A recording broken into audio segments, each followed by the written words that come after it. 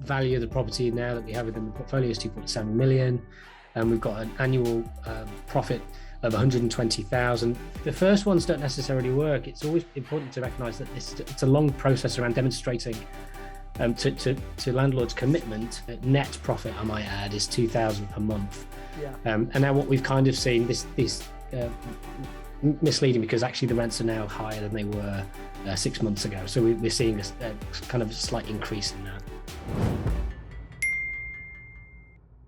We're going to be joined by Mac, who is going to speak to us. I'll just change my chair. Mac, hello, how are you? Hello, Simon, can you hear me? Oh, yeah. Oh, yes, we're just adjusting the sound here. Yes, we can. Yes.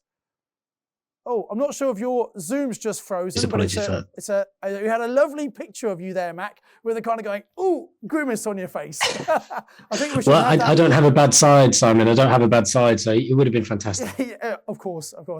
Mac, I've said to you before, I always enjoy our conversation because we always have a good bit of banter between us. And thank you again for coming on and chatting about this, because the idea is we want to inspire people. We want to inspire people as to what they can achieve, and especially people who've been investing during what has been a difficult time in 2020 and 2021, when many investors have not known what to do. They've stopped investing because they say, oh, prices are too high, etc. And yet you've been incredibly successful. So let's start with a little bit of a background about yourself, please. So I started kind of properly looking at joining Mastermind after I attended a PIN meeting. And this is way back in 2019.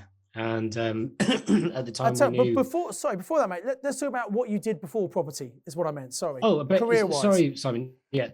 So I'm a pharmacist by training.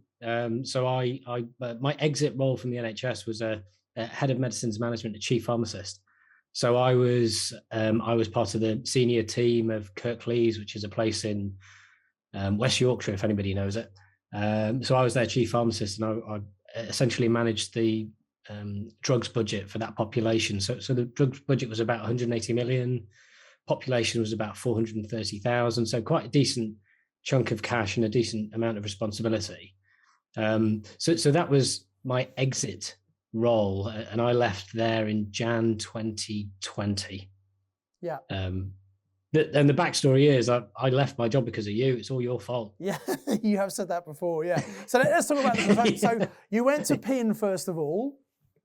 You went to a PIN meeting. So the backstory is my best friend, who's an artist in London. His sister is Julie Perry, who used to be the PIN host along with Ollie. Yep. So they were PIN hosts in Liverpool. That's right, yeah. And I was speaking to my best friend about the stresses at work and how we were looking for ways to kind of invest. And we'd always been interested in property because at the time we had a single let that we were renting out to students that, unbeknown to us, we had an HMO at the time. And we were looking at ways in kind of looking at property, and my friend said to me, he said, you should speak to Julie and Ollie. And so I went down to the Liverpool PIN, and I think I've told you this before, there was something suspiciously happy about them to the point where I was convinced that no one in their right mind is that happy. And they were wonderful. I mean, they're lovely people anyway. They're sickeningly wonderful people. And they were just they were so positive and vibrant, and they were genuinely, their outlook was just so detached from anything I was used to in work. So it's quite infectious. And they mentioned to me that if I was looking at investing in property, I should join the accelerator. Yeah. And then I did my accelerator. I think it was October 19. Yeah. Which is about right. I think October 19. Yes. And then how did you find? So obviously you had this one accidental property that was a single that you rented to students who said it was kind of an HMO really. So you had some investing experience, I guess, but how did you find accelerator? The 3 days. Well, I certainly wouldn't say we had experience. We had accidentally acquired a property because a friend of ours wanted to sell their house to move to London, but we did it with no knowledge at all. And We were very, very lucky because it was and is a HMO. It has all the relevant planning and licensing now, but at the time, we had no idea. Yeah. We had no idea of the kind of issues that were required by HMOs. Yeah. I don't necessarily think we were experienced at all in property investing, but we had an additional house as well as the one we were living in, and that's about as much experience as we had. Accidental landlords, I think, is the kind of the terminology. And there are many accidental landlords out there. So so how did you find the 3-day course? What were the light bulb moments for you? Well, so I'd read your book, and I went into Accelerator kind of having a knowledge of the principles. Yes. And Accelerator was what did I describe it to a friend of mine recently? I think it was property investing on speed. Yeah. And we've got another great facial facial expression there as Zoom froze for a moment. We'll have to send you a picture of all these great pictures we've got, by the way. You might want to use it on your Facebook profile. I'll bear that in mind. So you're saying you were talking to a friend of yours about Accelerator being property investing on speed. Yeah, so Accelerator was exhausting, and I think we went through all the principles that you kind of speak at through your book, and then we went through real life examples and did floor plans, etc., etc. So it was a huge step up for us in terms of what we were used to. Yeah. And then after that weekend, I had to sit down in a quiet room and kind of rock myself to sleep that night. It was kind of physically and mentally exhausting. I think is the word to use. Cram a lot into those 3 days. Yeah, and I say that in tongue in cheek, but it was a real kind of eye opener, because at that point, as you know, I made the decision to join the mastermind, and then I handed him. So it was a real kind of baptism of fire for me. Yeah. So, and by the way, handing in notice at work is not something we suggest people normally do. No, we say keep the job, keep the income coming in. Make sure this works for you, and then once you prove to yourself, then you can give your job up. But you decided to do it burn the bridges, I guess. So I think that. Yeah, I think you're absolutely right. I don't think it's right for everybody, but I think at that point, recognizing a 9 to 5 in the NHS isn't a 9 to 5. We were doing 14, 15-hour days, so I feasibly just couldn't understand how I'd find the time to do it. Yeah. Okay. And I've got a professional qualification, so I could always locum as a pharmacist in a retail unit or do some consulting work. So there was always that. I always had a kind of a safety net per se. Got it. So it wasn't kind of a flippant thing for us. We did kind of achingly talk about it for hours, and then my wife said no, and then I did it anyway. So yeah, okay, you're a brave man. Okay, so let's talk about some of the things you've actually done then, because I want to inspire people as to what's possible. And obviously, so you actually started Mastermind when we were doing physical workshops, and then COVID happened, and so we went to virtual, which was a real mindset challenge for a lot of people, I guess. But obviously, you still kind of powered on, and you did some amazing deals. So let's talk about kind of overall, what did you achieve on your Mastermind program, and then maybe talk about 1 or 2 deals, if that's okay. So do you want me to share my screen? Yeah, absolutely. Sorry. Yeah, you should be a co-host. You should be able to do that, I think. So I don't know if you can see. We can now see the slides. Yeah, absolutely. Yeah. No, so sorry. This is these are my. Should I go straight onto the? Yeah, just do that. First case study. We've kind of talked about some of that, haven't we? So. My reason why I want to talk about your reason why, because let's talk about that. I tell you why, because I'm sure you would agree. Reason why is so important. This is what keeps you going when the going gets tough. And I think a lot of people, the reason they don't fully commit to their own success is because they don't have enough motivation to keep going. So just touch on your reason why, please. So the reason why, the part of the reason why we started, we kind of decided to make a change, and we had some health issues in our family, and I think there was a real kind of catalyst to recognizing that we needed to change something within kind of lifestyle and outlook in terms of what we were doing. So kind of basically my reason why was to spend more time with my family. I recognize that life is so finite that we just kind of need to go at it.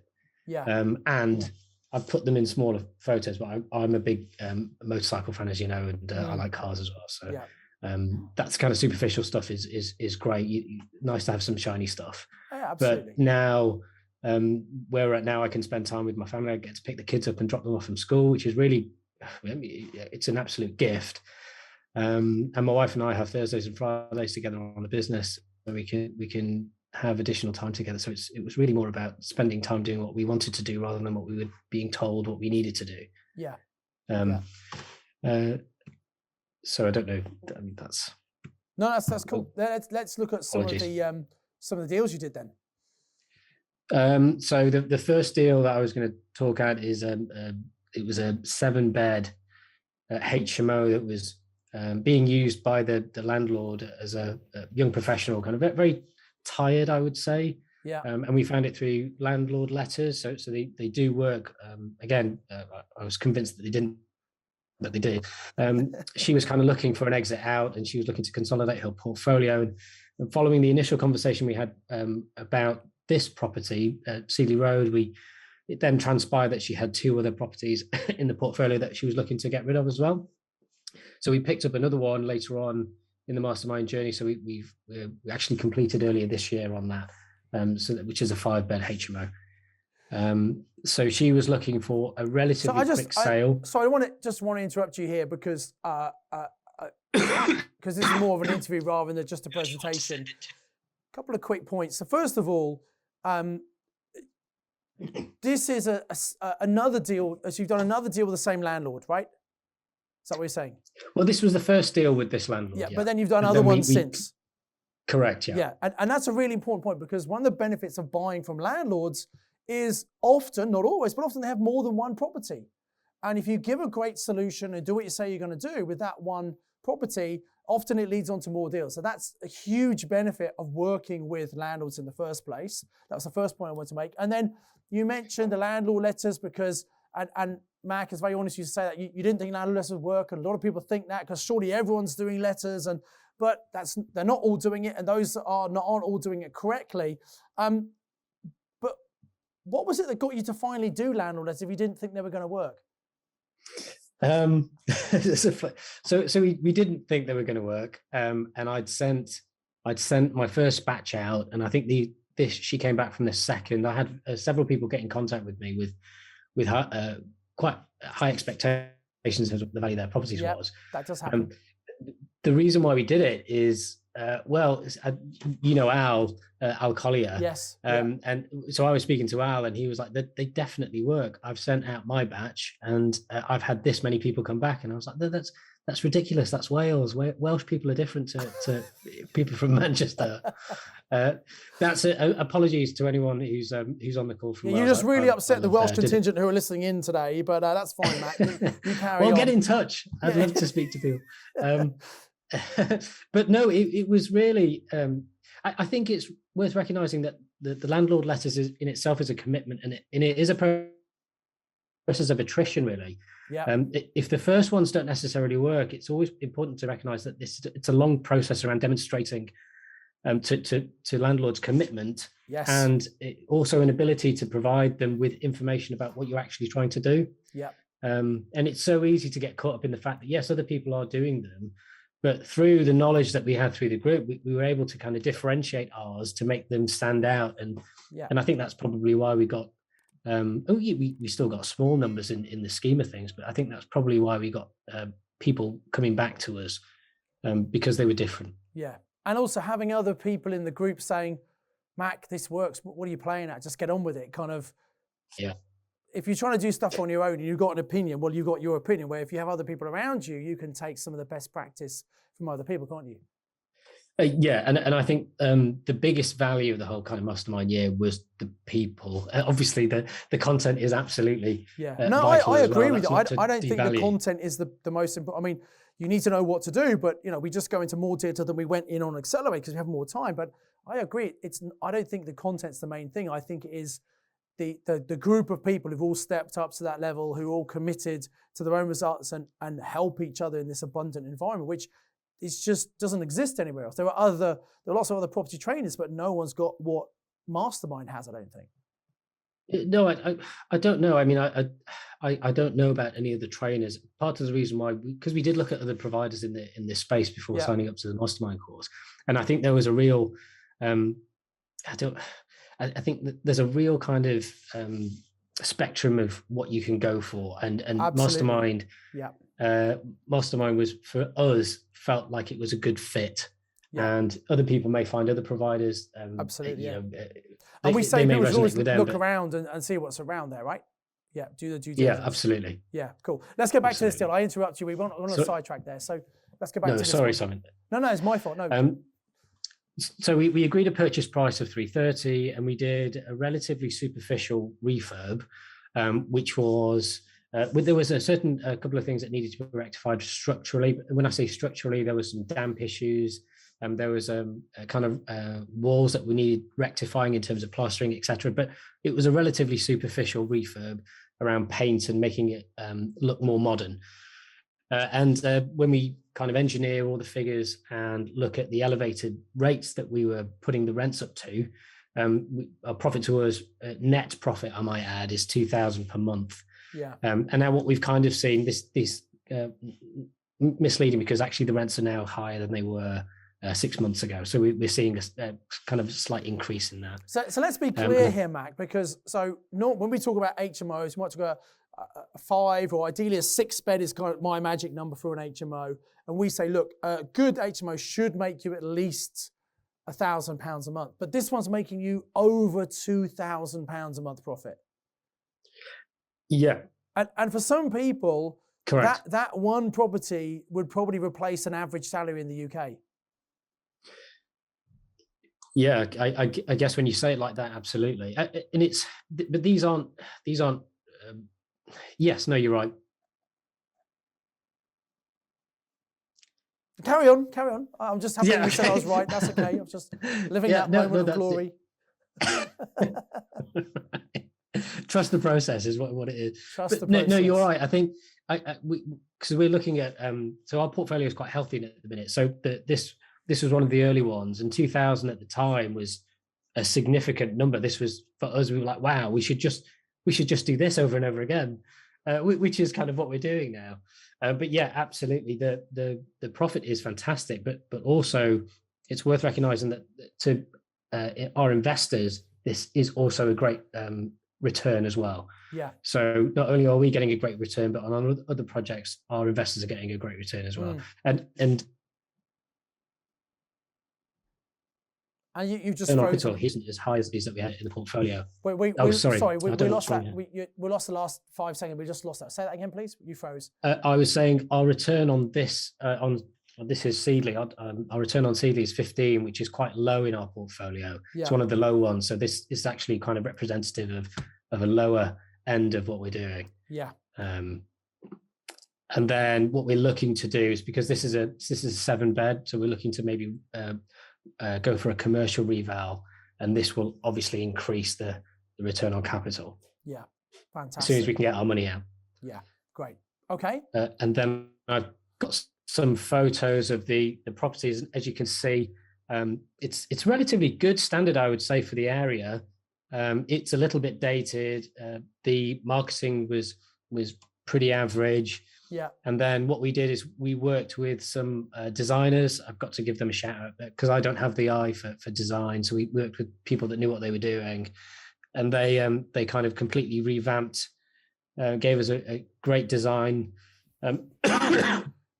And then we've managed to kind of consequently look better than our competitors in that area. It's looking at the pictures that you showed us at first, the before, and then what you've done to it. It's almost unrecognizable, isn't it? Oh, actually, that would have been a funny thing if I'd put a completely different house on. You could have done that. You could have tricked us all. Yeah, no. But this is the same house. This is the same house. And actually, it was at this very early on that we decided to invest in getting good quality photos and getting a good quality design in. So Yeah. it does make a huge difference. And these rooms don't stay empty for very long. They're maybe empty a day or two, and then they're snapped up. And I'm assuming you're getting much higher than the average rent in the area. Well, after the so actually our rent is only kind of marginally higher than because these aren't ensuite rooms, so they're non-ensuite rooms. They're all off-suite rooms. So our rents are higher than comparative non-ensuite rooms, but the ensuite rooms in this areas are getting slightly more. Yeah. Significantly more. That's an interesting point. I mean, a lot of people have a lot of assumptions when it comes to HMOs. They think, oh, you've got to have en suites, and it's about understanding the local market, isn't it? And making sure that you are better than whatever else is on offer in your particular market. Yeah, and absolutely. That's what we recognize. We didn't necessarily have the capital to go in and completely rip out and put 7 en suites into all the bedrooms. So we made a relatively quick decision early on to refurb and then go. So our rental uplift was 20% from what was originally part of what the original building was getting. Yeah. So we made an uplift immediately. But I don't think it will ever be our plan to kind of do the ensuite thing in this property. Yeah. You just got to know your market. Yeah, absolutely. And who would have thought you'd find a tired landlord who'd be happy to sell you their property from a landlord letter? Who would have thought that crazy idea would have worked, eh? Or even that they might have other properties that you'd buy. Correct, yeah. Great. Did you want me to talk at another deal? Because I do have some let's just do one more quickly and then we'll get some key learning points. So Liverpool, this came to us via a source, so we weren't actually looking at Liverpool, we're actively looking in that area now. This came to us through a sourcing agent. We still had to do our own due diligence because we kind of wanted to assure ourselves that the figures were correct, et cetera, et cetera. This landlord turns out I live in a place near Manchester Airport, so she lives around the corner from us. So we managed to get a decent rapport with her. She had the one that we were looking at, but she also had another one on the street. So we ended up buying both of them. So we had several months of going backwards and forwards in terms of what her expectation was, and actually it's another point, and I'm sure you've mentioned it earlier, is about developing that relationship with the investor, with the landlord rather, because it took many months for us to get this over the line, especially recognizing with COVID things were slowing down anyway. So it took us a while to get this one over, but the property was empty, so they were kind of losing money as these 2 properties were empty, and they were historically used as student lets. So we picked up both of them. Sorry, 257, 250 each. So we're talking about £500,000. Yeah. 18k refurbs on both of them, plus the planning that was required to take them both to 7 beds, because they were being used as 6-bed HMOs. So we'll see an uplift there from the planning requirements. And then the profit on both of these, so each of these rather, is £1,900 a month. Yeah. And that represents a return on capital of 21%. Yeah. And these look really nice. So these were the before. So actually, it was the kind of similar design. The only thing there difference is the walls. And then what we did is again work with designers to come up with a really nice design look and kind of, again, recognizing that they were used for students, move them over to the young professional market, and make them just look a lot nicer. And again, these are proving really nice in Liverpool. Fantastic, amazing high-end HMOs, brilliant. So yeah, just a quick summary of stuff. Ours was, so as you already mentioned, our mastermind was extended for 18 months. So we did 8 deals within that period. Total value of the property now that we have within the portfolio is 2.7 million, and we've got an annual profit of 120,000. Can I just point out, Simon, this is within the 18 months of mastermind. So these numbers are now they're now slightly different. So they're better, I should point out. Yeah. And we're going to kind of continue to focus on HMOs, both student and young professionals, looking at commercial as we're doing commercial to residential kind of conversions. Also looking at LHA. I love a good single let now, so if I can get a decent single let, I'll buy that. And then I think looking at those kind of asset classes, it's important to kind of diversify looking forwards. Yeah. So yeah, we're really, really happy with how we've Brilliant. got to and where we've got. And when you started your year-long mastermind, did you think and it's 18 months rather than just 12, obviously, because of COVID, we said, look, we want to support people for a bit longer. So obviously, because things were taking longer to do, so we gave everyone the opportunity to have actually 18 months instead of normal 12. Did you think at the beginning you would be achieving those kind of results? No, no, no, not at all. I mean, it was bizarre. I think we definitely made a commitment to try and get as far as we could. Yeah. But I didn't think we'd get I didn't think we'd get as far as we got to. And I think part of that is the fact that we were in it full time, but also the environment and the community that the mastermind. I've grown extremely close to a lot of the guys on my cohort, and I would absolutely call them friends. Yeah. And I don't think we would have got anywhere near as many deals across the line if it wasn't for that kind of collaboration. Yeah, absolutely. It's quite a lonely thing to do. So being able to pick up the phone to a friend and say, "What do you think about this?" and then get like a kind of objective, honest response is really valuable. Yeah, especially from someone that knows what they're doing as well. Yeah, yeah, and I know we had conversations on our mastermind at lunch breaks and things when I think it was you I was speaking to. You were looking at a deal and I think there was a problem with the room sizes or something, wasn't there? And didn't you almost buy something that you shouldn't have bought? It wasn't the room size; it was the planning requirements. Oh, was it the planning? That's it. Yeah, it was something like that, wasn't it? It was a 4-bed HMO, but it didn't have the planning rights to be run as a HMO because it was an Article 4 area. Yeah. And I came to you and I think the conversation went, no, but licensing have said it's fine. And they were like, Mac, it's got nothing to do with licensing. It's planning. They don't know what they're talking about. Yeah. So that saved, I mean, that would have, and that saved me £130,000, which is a lot to save. Yeah. Because that could have been an easy, very extremely costly mistake to make without because if you had bought that, you wouldn't have been able to get a mortgage. You would have tied your money up and been in a bit of a problem. Yeah. There. Yeah. Yeah, no, it would have been a terrible purchase. Yeah, and it's sometimes, as I said earlier, it's not just the deals that people do on Mars; it's the deals that people don't do are just as important because it's very easy to make simple mistakes, right? Yeah, and actually, we're seeing a lot of that now. Having the knowledge now, we're seeing a lot of things that are being sold within our investment areas that you're just like, actually, this shouldn't be sold because it doesn't have the relevant planning in. So as soon as someone buys that, they're going to be in trouble. Yeah. Enforcement notices, etc. So a lot more. We're able to kind of deal with things with a lot more knowledge now. So it's been an absolutely invaluable thing for us to do. Yeah. I can still pick up the phone to my the origins we call, but I can still pick up the phone to friends and kind of get their perspective on things as well. Brilliant. And let's share just a couple of tips for everyone watching. I mean, we've picked up a huge amount from this already, Max, so thank you so much. But what are some of your top tips for everyone watching? How can they become even more successful? So my kind of top tips are, I think, similar to Chris, really. Things take a lot longer and cost more than we always anticipated. And that, I think part of that was doing what we did last year and taking into account COVID, that slowed things a lot. I always say that at our worst point, we had 3 refurbs on the go and we had 23 rooms empty across the board. And that was when the second lockdown happened. It was just, it was really tough, really kind of tough.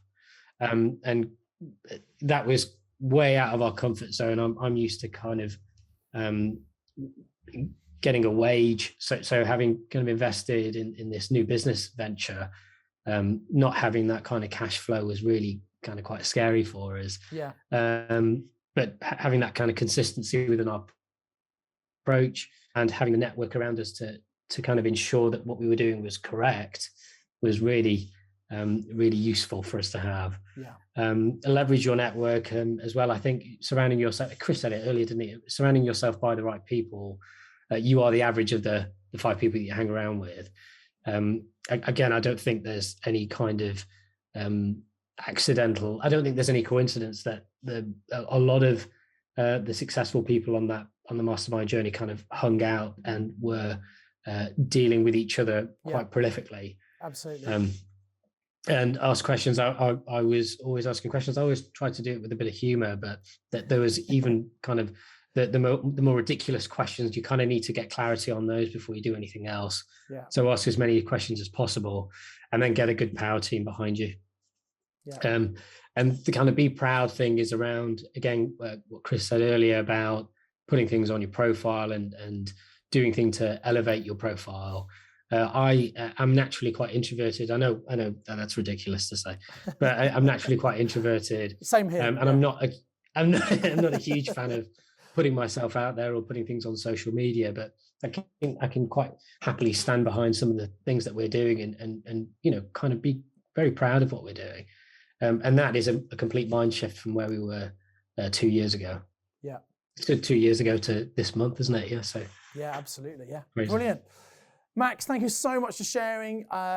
It's always a pleasure to speak to you and hear about your inspirational story. And my final question now is, now that you've done this and you've got this and you've got this £120,000 plus income coming, I know it's grown since you did those slides. Have you finally worked out why Julie and Ollie was so happy? Yeah, I think I get it now. So to kind of illustrate this, Julie and Ollie are on this year-long trip around the world now, so which they've managed to do through the kind of portfolio just supports this new lifestyle for them. But yeah, I think the real question you're asking, Simon, is are we happier now? And absolutely, we are much happier now.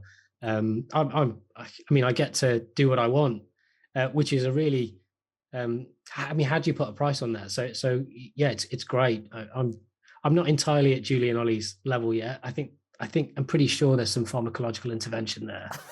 No one's that happy. You're using pharmacy words for us now. You're trying to impress it's drugs. What I'm saying, it's drugs. Drugs, yeah. No. No, but no, it's been great. This whole thing has been fantastic. Great. Mac, thank you so much for sharing. It's been really inspirational. I look forward to seeing you soon. Thank you so much. Let's hear from Mac, please, guys. Thank you very much. I do hope you got massive value from watching this YouTube video.